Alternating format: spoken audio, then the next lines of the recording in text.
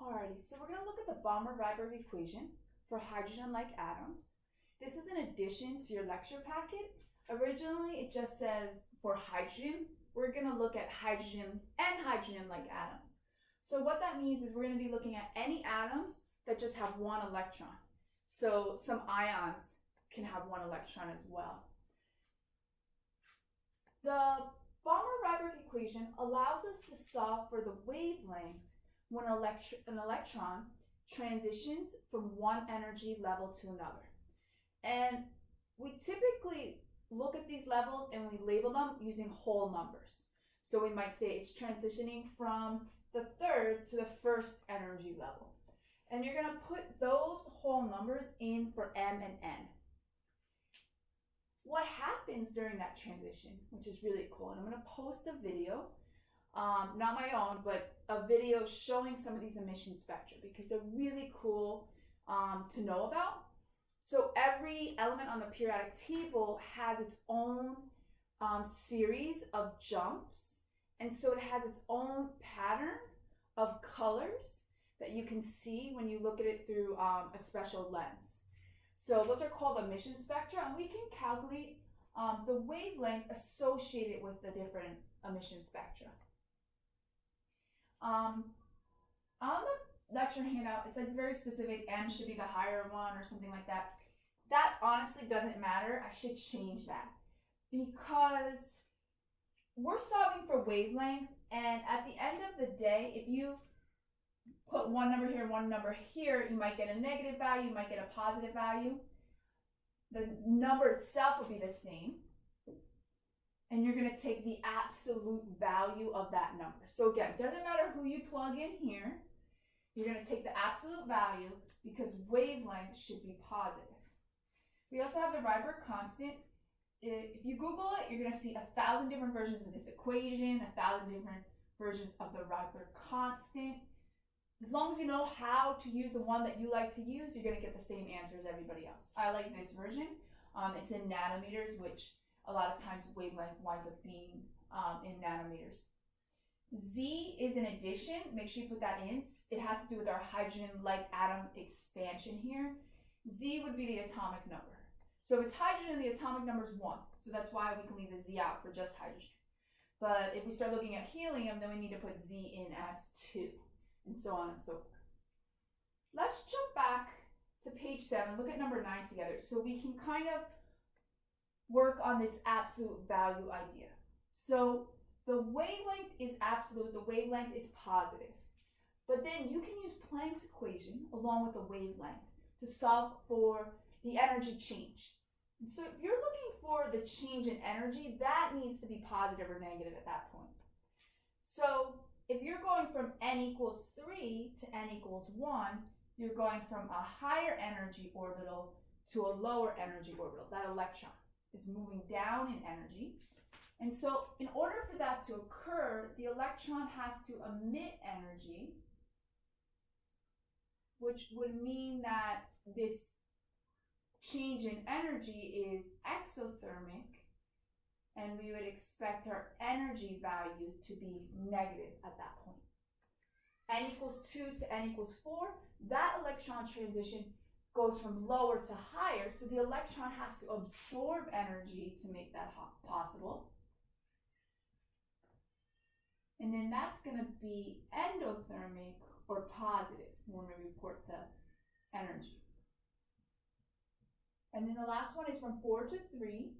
In order to do that, in order to go to a lower energy orbital, the electron would have to emit energy.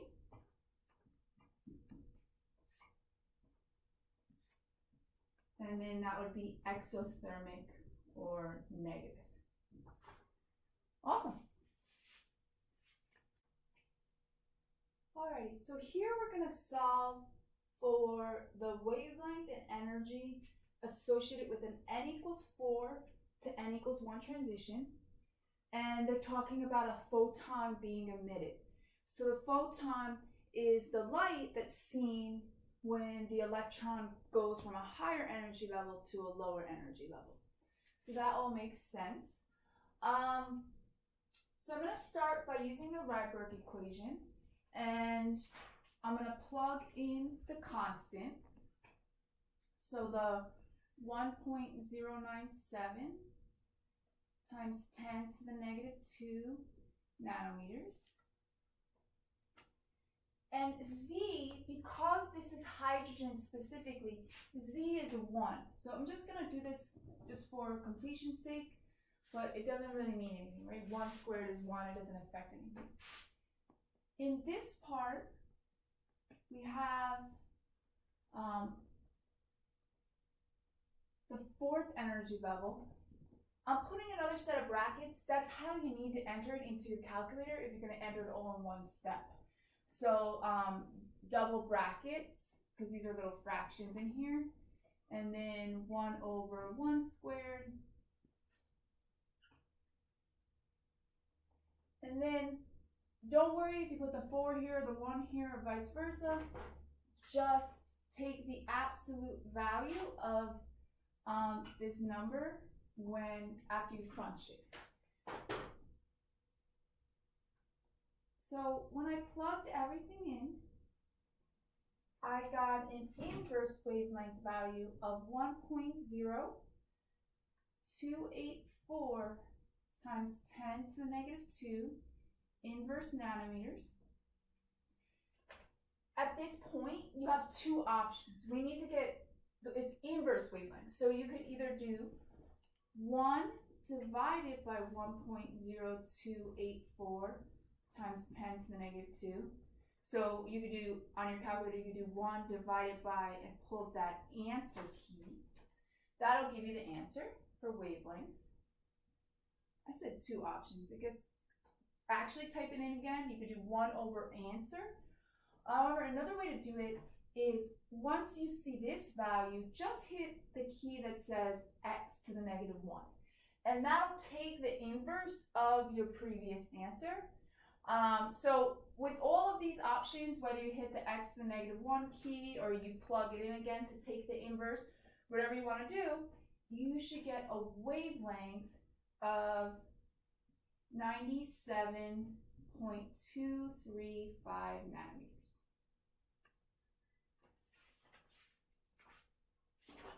Alrighty, so in the second part of the problem, we're going to calculate the energy associated with a photon. We just used the Rydberg equation, the Balmer-Rydberg equation, to calculate the wavelength of the photon emitted.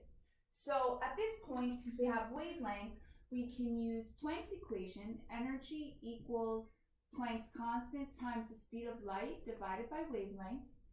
I went ahead and my wavelength from the previous result was in nanometers, and I converted that over to meters. So here we have 6.626 times 10 to the negative 34 joules times seconds.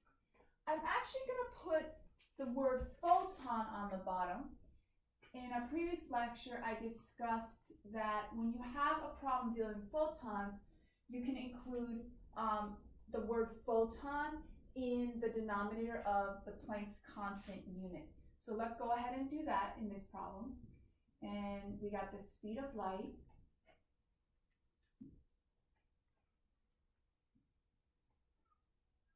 And then the wavelength in the denominator.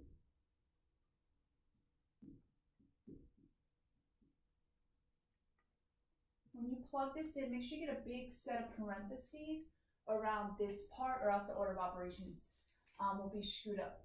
So we got meters, meters, seconds, seconds, that's all gone. So I wound up with an energy of 2.04 2965 times 10 to the negative 18 joules per 1 photon. They want us to report this answer in units of kilojoules per mole of photons. So I'm going to divide by 1,000, get it over to kilojoules. And then I'm going to use Avogadro's number.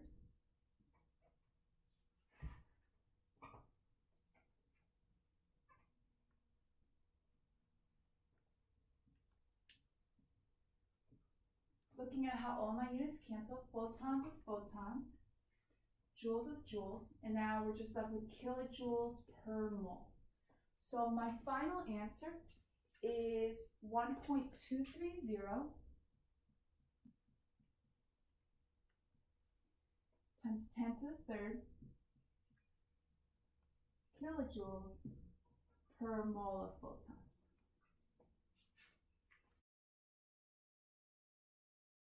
So I've modified problem number 11 a little bit so we could get some practice with hydrogen-like atoms. So helium is hydrogen-like, it's helium plus 1 because it only has one electron. However, the thing that we need to account for is that it has an atomic number of 2. So one electron because it's an ion, but an atomic number of 2. So into this, I'm going to do my Rydberg constant.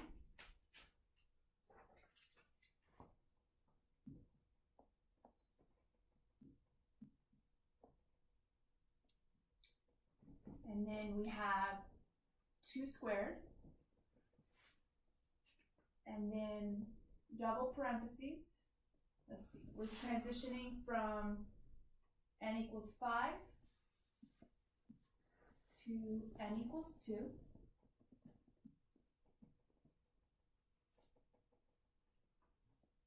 Absolute value sign over there.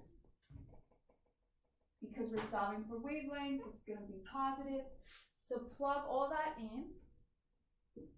I got an inverse wavelength of 9.2148 times 10 to the negative third inverse nanometers.